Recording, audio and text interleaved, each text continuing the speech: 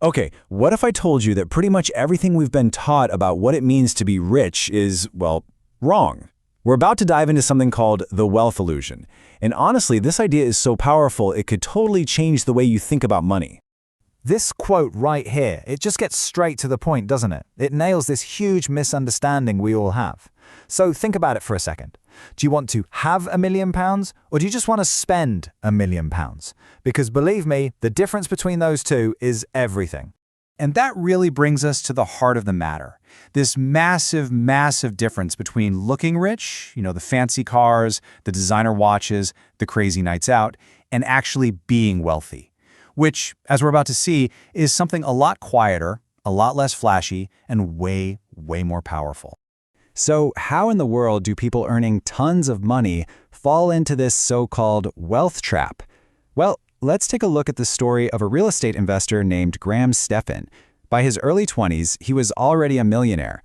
But one, let's call it a stupid purchase he made when he was just 19, a Lotus sports car, taught him a lesson that completely shaped his entire financial future. Right after that one big splurge, he developed what he calls the hermit crab strategy. You know how a hermit crab lives in this tiny little shell it finds? That's what he did. He lived as cheaply as he possibly could, saving just about every single penny. The whole point was to avoid what's called lifestyle inflation. You know that feeling? That really powerful urge to spend more money just because you're starting to make more? And this is where the math gets a little bit weird. It's the kind of thing that, as the source material says, just breaks most people's brains. Someone earning 200 grand a year who spends all of it, their net worth is zero, nothing.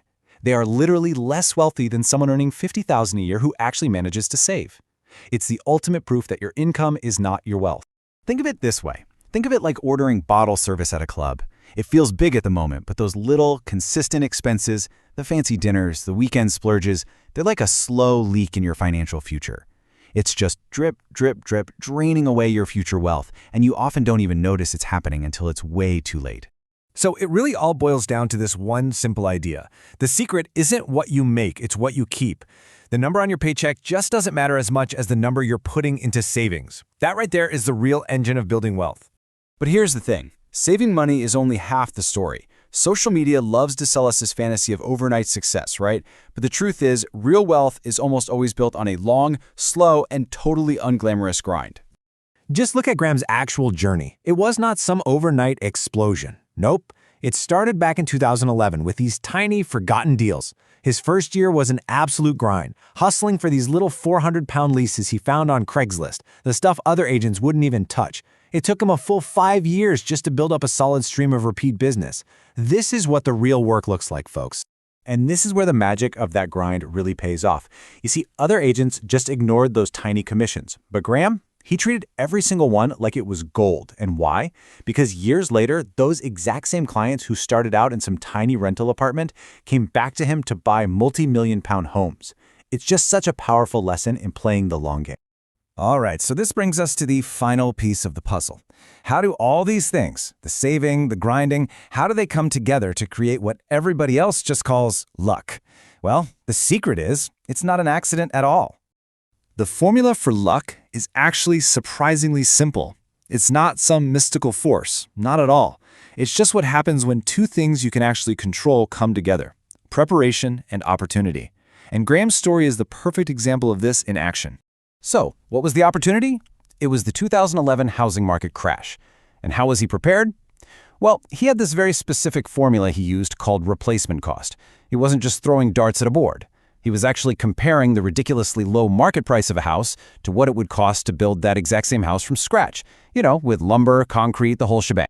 I mean, just look at these numbers for a second. It costs £100 per square foot to physically build a house, but the market was selling them for only £30. That's not a gamble. That's a calculated bet. He knew that prices had to go up eventually, and the only reason he could act on that knowledge was because he had saved his money. He was prepared. So let's wrap this all up into a really clear winning formula. Step 1, you have to defeat the wealth illusion. Just focus on what you keep, not on what you spend. Step 2, you got to embrace the grind. You have to be willing to play the long game. And step 3, use that discipline to prepare for the next opportunity, making sure you have capital ready to go when everyone else is running for the hills. And that brings us right back to where we started, with this final, powerful idea.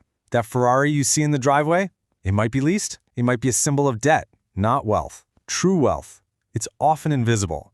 It's the person driving the beat-up old Prius, quietly building a fortune that you would never, ever see. So I'm going to leave you with this one last question. Opportunities like what happened in 2011, they will come again. They always do. The real question, after everything we've just talked about, is, will you be ready for it? If you are inspired by this video, please like, share, and subscribe. Watch out for my next video. Thanks for watching.